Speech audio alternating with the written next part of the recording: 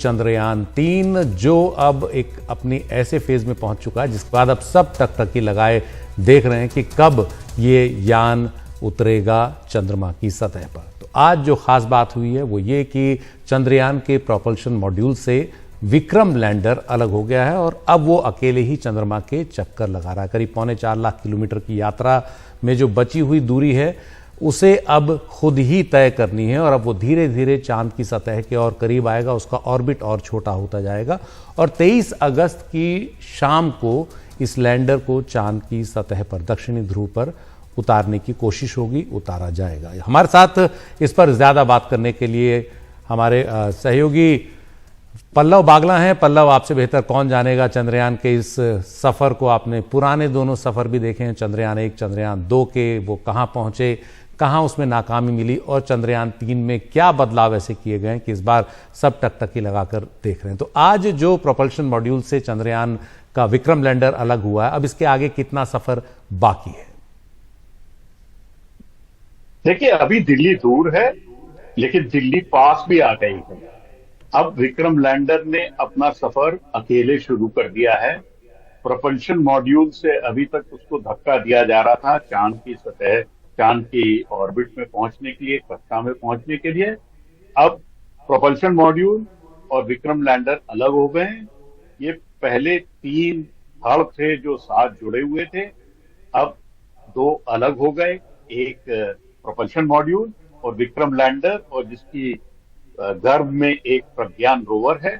और 23 तारीख को अब विक्रम लैंडर को चांद की सतह पे साउथ पोल के करीब सॉफ्ट लैंडिंग कराई जाएगी और अगर सॉफ्ट लैंडिंग करने में भारत कामयाब होता है तो भारत या तो चौथा देश बनेगा या 5वां देश बनेगा। और मैं ये क्यों कह रहा हूं चौथा या 5वां, क्योंकि इस वक्त भारत के दोस्त रूस का एक मिशन है लूना 25, वो भी चांद की कक्षा में है और रूस की उम्मीद है कि 21 से 23 तारीख के बीच में वो भी एक लैंडर को साउथ पोल पे पहुंचाएंगे। और अगर रूस पहले पहुंचता है तो रूस चौथा देश बनेगा और भारत पहुंचता है तो भारत बनेगा। लेकिन भारत और रूस तो पुराने दोस्त हैं, आगे भी दोस्त हैं और मैं तो हरदम से कहता आया हूं ये कोई अंतरिक्ष में चांद की तरफ दूसरी रेस नहीं है। ये रूस गुरु है और भारत चेला है और इन दोनों की इस वक्त चंद्रयान की और लूना 25 की एक जुगलबंदी हो रही है चांद की कक्षा में। और अगर दोनों चांद की सतह पे साथ पहुंच गए तो भारत को, रूस को और दुनिया को बहुत ऐसी जानकारी मिलेगी चांद की सतह की जो अभी तक नहीं मिली थी। तो ये तो एक दोनों देशों के बीच में एक बहुत बड़ी छलांग होगी। लेकिन अभी विक्रम लैंडर को कल चांद की कक्षा के करीब पहुंचाया जाएगा, फिर उसकी टेस्टिंग होगी, उसके इंस्ट्रूमेंट चेक किए जाएंगे, उसमें सारे कमांड लोड किए जाएंगे और 23 तारीख को उम्मीद है कि शाम को करीबन 5:45 बजे तक विक्रम लैंडर चांद की सतह पे सॉफ्ट लैंड करेगा और उसके बाद उसमें से प्रज्ञान रोवर निकलेगा। और मुझे जिस चीज की बड़ी उम्मीद है वो है कि पहली बारी चांद की सतह से प्रज्ञान विक्रम की फोटो लेगा और विक्रम प्रज्ञान की फोटो लेगा तो चांद की सतह से पहली सेल्फी भारत के रोबोटिक मिशन की ली हुई आपके और हमारे पास आएंगी। और सुशील, आप और मैं दोनों उस घड़ी का इंतजार करेंगे क्योंकि ये दुनिया के लिए और भारत के लिए एक बड़ी छलांग होगी। क्योंकि आने वाले टाइम में कहीं ना कहीं देखिए चांद की तरफ ह्यूमंस की, मनुष्य की रिहाइश की बात हो रही है, परमानेंट रिहाइश, और उसको करने के लिए भारत भी उत्सुक है। तो ये बड़ा कदम है।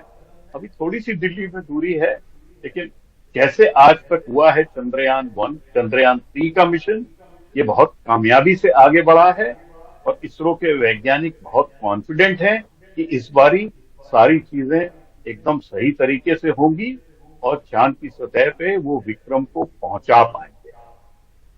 जी पल्लव, आपको याद होगा चंद्रयान-2 के समय रात 2:30-3 बजे तक मैं और आप इस पर लगातार चर्चा करते रहे थे और आखिरी आधे घंटे तक हम लोगों को यकीन था कि कुछ बहुत बड़ा होगा, नहीं हो पाया, कुछ तकनीकी कमियां रह गई जिसकी वजह से चांद पर वो लैंड नहीं कर पाया चंद्रयान 2 जिस तरह से उस समय सोचा गया था विक्रम लैंडर। इस बार इसमें कई तरह की जो तकनीकी बदलाव हैं वो किए गए होंगे ताकि इस बार सॉफ्ट लैंडिंग हो पाए। इस बार उसका जो वेलोसिटी है उसको कंटेन किया जा सके, उसको इतना रखा जा सके कि ये फ्री फॉल ना हो। देखिए, इस बार इसकी बहुत ज्यादा टेस्टिंग करी गई है धरती के ऊपर। मैंने कई बार कहा है, चंद्रयान 2 का जो विक्रम लैंडर था वो अंडर टेस्टेड था।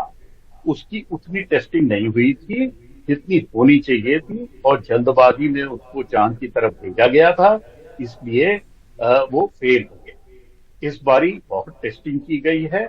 जैसे पिछली बारी का चंद्रयान 2 का विक्रम लैंडर था, उसकी डिजाइनिंग थी सक्सेस ओरिएंटेड। इस बारी चंद्रयान 3 में विक्रम लैंडर की तैयारी जो है वो फेलियर ओरिएंटेड है।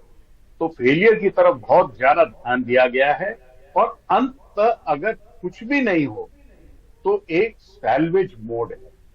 उससे कहीं ना कहीं किसी तरह से अगर डी ऑर्बिट करके चांद की तरफ बढ़ने लगा तो उसको चांद की सतह पे कहीं ना कहीं सॉफ्ट लैंड जरूर करा देगा इसरो। ऐसा उनके वैज्ञानिकों ने बारी बारी मुझको समझाया है, और बहुत कॉन्फिडेंस दिख रही है इस बारी इसरो के वैज्ञानिकों में कि चंद्रयान 3 का विक्रम लैंडर सही करेगा और प्रज्ञान रोवर सही तरह से निकलेगा। और देखिए, ये सुशील, ये एक साइंटिफिक मिशन है। केवल लैंडिंग से काम नहीं चलेगा, उसके आगे उसको विज्ञान भी करना है, खोज भी करनी है। चांद की सतह पे बहुत खोज करनी है उसको।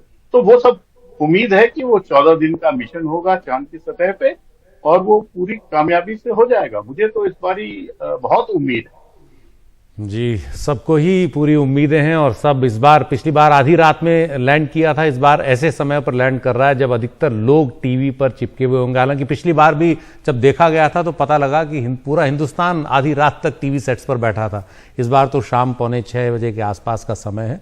तो उम्मीद है कि बहुत अच्छी खबर 23 अगस्त को मिलेगी शाम को। बहुत बहुत धन्यवाद पल्लव इस पूरी जानकारी के लिए।